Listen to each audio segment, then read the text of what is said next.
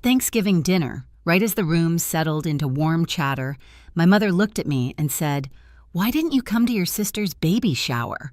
Her voice carried loud enough for relatives 3 chairs down to turn. Vanessa's eyebrows lifted, amused. A hush swept over the table, everyone waiting for me to break under the question. But I didn't blink. I placed my napkin down slowly, feeling my pulse steady. They assumed I'd stayed home out of spite. They assumed the missing invitations were my fault. They assumed too much. The signature told a different story. My name is Ashley, and if you asked anyone in my family to describe me, they'd probably pause because they've never taken the time to look closely. I was the quiet kid, the one who blended into doorways, while my older sister Vanessa, 3 years ahead of me, lit up every room simply by walking into it. My mother Helen never meant to draw a line between us, but she did every compliment she gave. Vanessa had a shadow shaped exactly like my name. My father Robert softened the edges when he could, but he spent most of his life avoiding the spotlight and the arguments that came with it. I grew up studying silence the way other kids studied instruments. I could tell what kind of day we'd have just by the sound of Helen's footsteps on the stairs, or how Vanessa dragged out the word "Mom" when she wanted something. I learned early that affection in our house wasn't shared, it was allocated. Still, life has a way of pushing you forward whether you're ready or not. I'm 31 now, living in a modest apartment in Denver, freelancing as a brand designer. My work keeps me home, which I don't mind, especially with my pregnancy. 6 months in, some days feel heavier than others, but I've grown used to carrying weight alone. When I first shared my news, the reaction was polite, pleasant, almost administrative. Helen congratulated me, then immediately shifted to Vanessa's pregnancy like it was the main event, and mine was a supporting act. Vanessa smirked through the call, one hand resting dramatically over her barely visible bump, as if she were starring in a commercial. Robert said he was happy for me, but his eyes flicked toward Helen, waiting for permission to feel the right thing. I told myself not to expect more, and yet I did. Maybe that's why I poured so much of myself into planning my baby shower. I wanted it to be simple, warm something that felt like a welcome into a family I'd spent years trying to belong to. I designed delicate invitations on cream cardstock, wrapped each in ribbon, and brought the stack to the shipping store myself. I triple-checked names and city addresses, making sure no envelope was misplaced.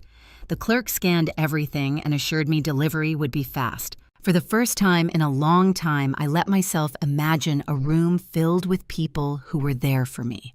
A week later, when nothing appeared on the tracking page except the same word over and over, signed, I told myself it had to be a glitch, because the alternative felt too familiar.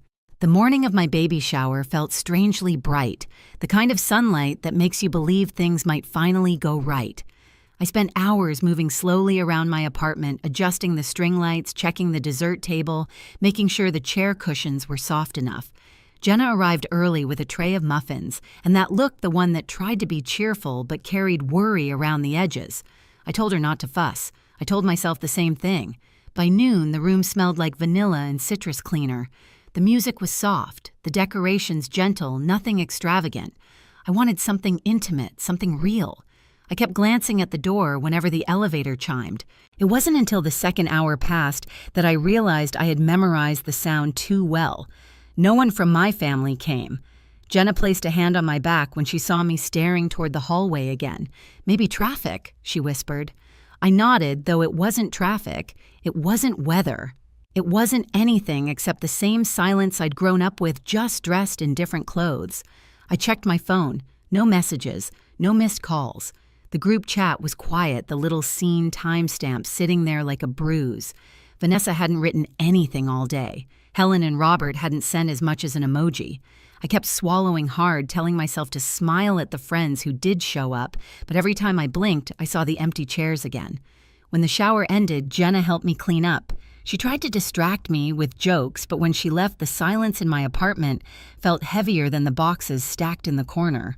I sank onto the couch, my hands over my stomach, and forced myself to breathe evenly so the baby wouldn't feel my heartbeat racing.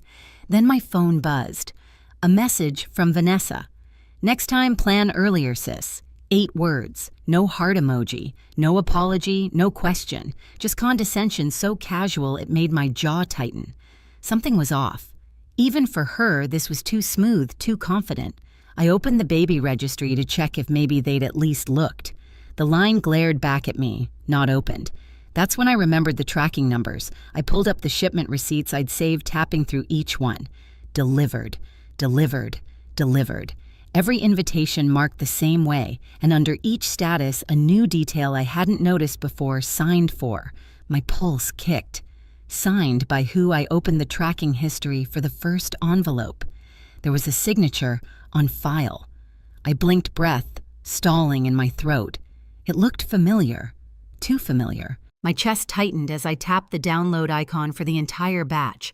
Pages loaded slowly, one signature after another, all written by the same hand, and I already knew whose. I didn't open the signatures right away. I couldn't. I sat there on my couch staring at the file thumbnails glowing on my screen, my thumb hovering but unmoving. It felt like standing on the edge of something high, knowing the second you lean forward, the world changes. Eventually, I grabbed my keys and walked out, letting the cold Denver air slap the heat out of my face. I ended up at the small diner near my building, the one with flickering neon and chipped red booths.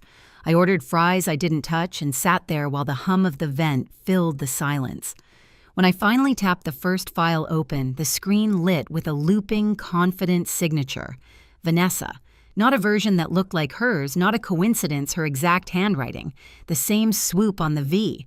The same dramatic flourish at the end. The same pressure on the downstroke. A signature I'd seen 1,000 times growing up on permission slips, notebooks, little post-its she used to label things as hers. My throat dried. I opened the next file. Same signature. Next. Same. Next. Same. 12 invitations. 12 identical signatures. She hadn't just intercepted one envelope, she'd taken every single one. I leaned back against the booth, my chest tight. The fries were cold now, untouched. Outside, someone scraped ice off a windshield, the sound harsh and uneven. It grounded me just enough to keep breathing. I pulled up the extended tracking logs and scrolled through timestamps. Every package was delivered to the building where Vanessa lived. Same delivery window, same signature, one after another, precise, intentional, not a mistake.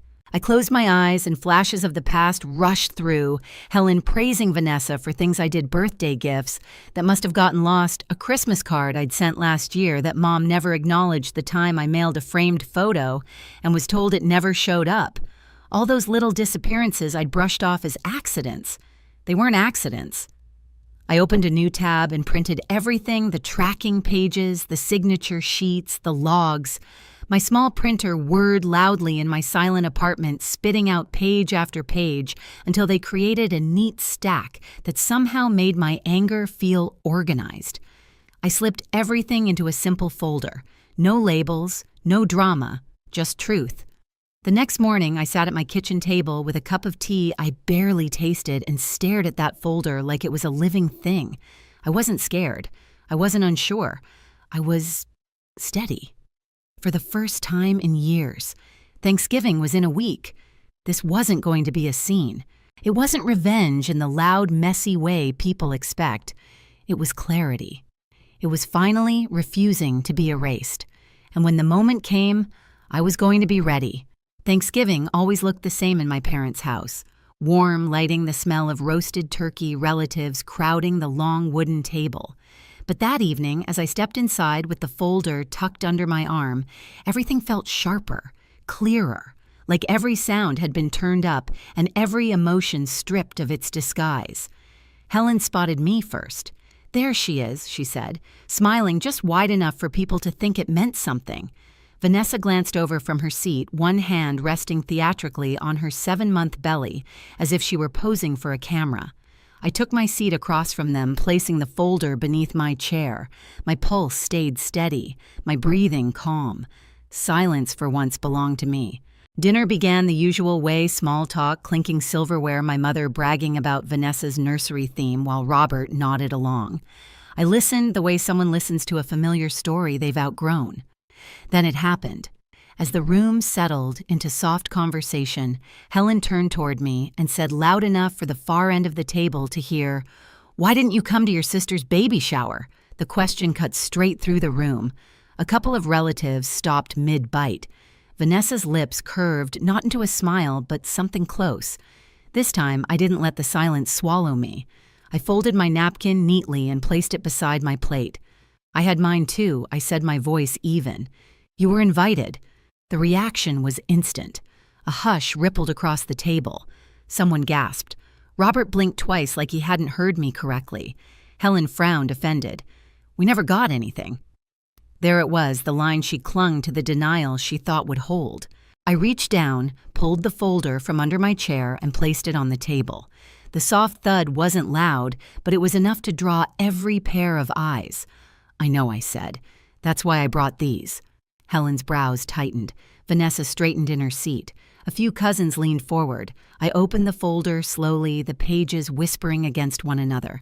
I didn't rush. I didn't perform. I simply laid the first page flat on the table, tracking logs, identical statuses printed down the left margin. "This," I said calmly, "is the delivery history for every invitation I sent." Vanessa scoffed. "Ashley, seriously," I lifted a hand. "Just look." Helen reached for the paper, scanning the first few lines. The confusion on her face didn't last long because the truth was right there. Delivered, delivered, delivered. All to the building where Vanessa lived. "That doesn't prove anything," Vanessa snapped, her voice tightening. I added the second stack of documents, delivery confirmations with timestamps and shipping route details. Then I slid the signature pages across the table like a quiet final card in a game she thought she was winning. I showed the signed 4 packages. The room froze. 12 signature lines, 12 identical loops, 12 confident practice flourishes, 12 of Vanessa. Helen covered her mouth. Robert leaned closer, squinting like the truth was too bright to look at directly. An aunt whispered, "Oh my God." A cousin exchanged a look with his wife. Vanessa's chair scraped the floor as she jerked back. "This is ridiculous. Anyone could have signed." "They could have," I said softly. "But they didn't." I pushed the top sheet toward her. Every signature matched. My sister's. Vanessa's face drained of color. "You're twisting things. You don't know." "I know you didn't want me to have a baby shower that mattered," I replied, still calm. "I know you intercepted every invitation. I know my family didn't ignore me. They simply never had the chance to show up." Robert's jaw clenched. "Vanessa," he said carefully, "why would you Dad stop?" She snapped, her voice rising. "She's making this dramatic. She always does this. She's jealous." I shook my head. "This isn't jealousy. This is your signature on 12 separate deliveries." Helen rounded on Vanessa, her voice trembling. "Did you do this?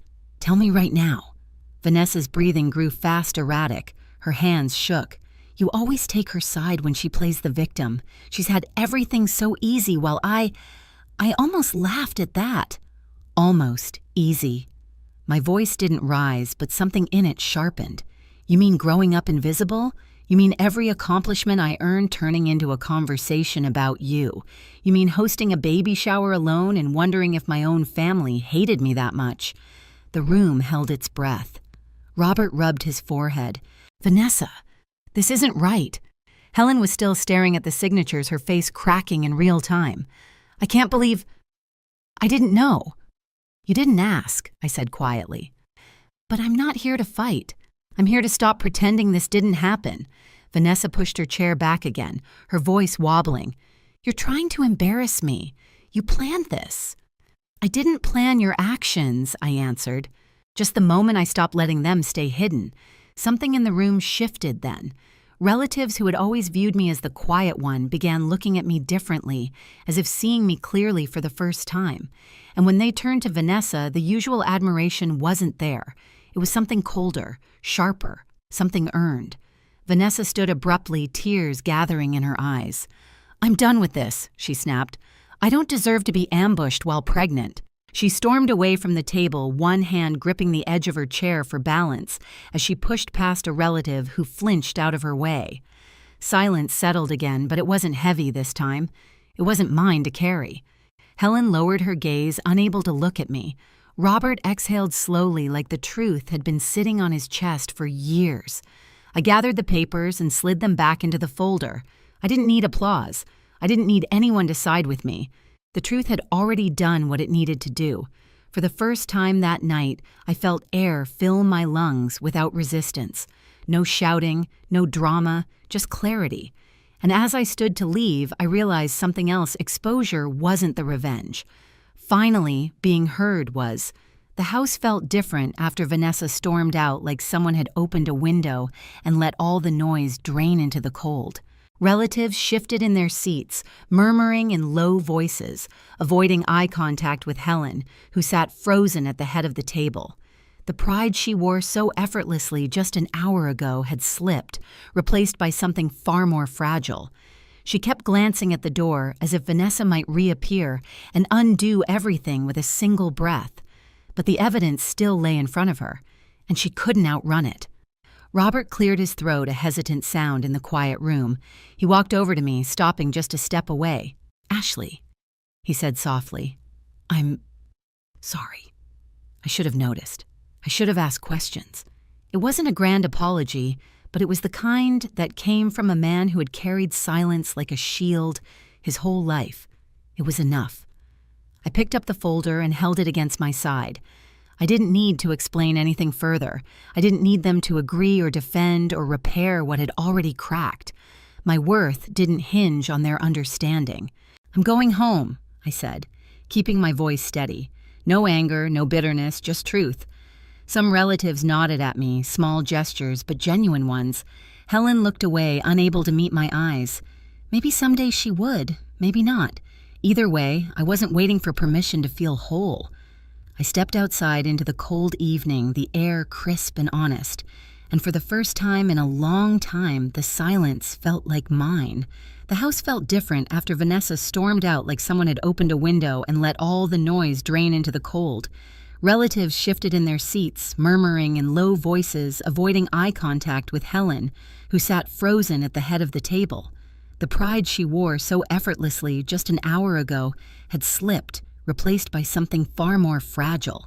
She kept glancing at the door as if Vanessa might reappear and undo everything with a single breath. But the evidence still lay in front of her, and she couldn't outrun it. Robert cleared his throat, a hesitant sound in the quiet room. He walked over to me, stopping just a step away. "Ashley," he said softly, "I'm sorry. I should have noticed. I should have asked questions." It wasn't a grand apology, but it was the kind that came from a man who had carried silence like a shield his whole life. It was enough. I picked up the folder and held it against my side.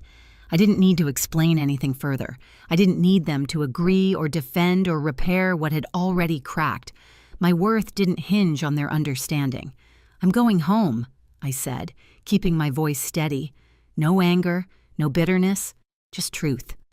Some relatives nodded at me, small gestures, but genuine ones. Helen looked away, unable to meet my eyes. Maybe someday she would, maybe not.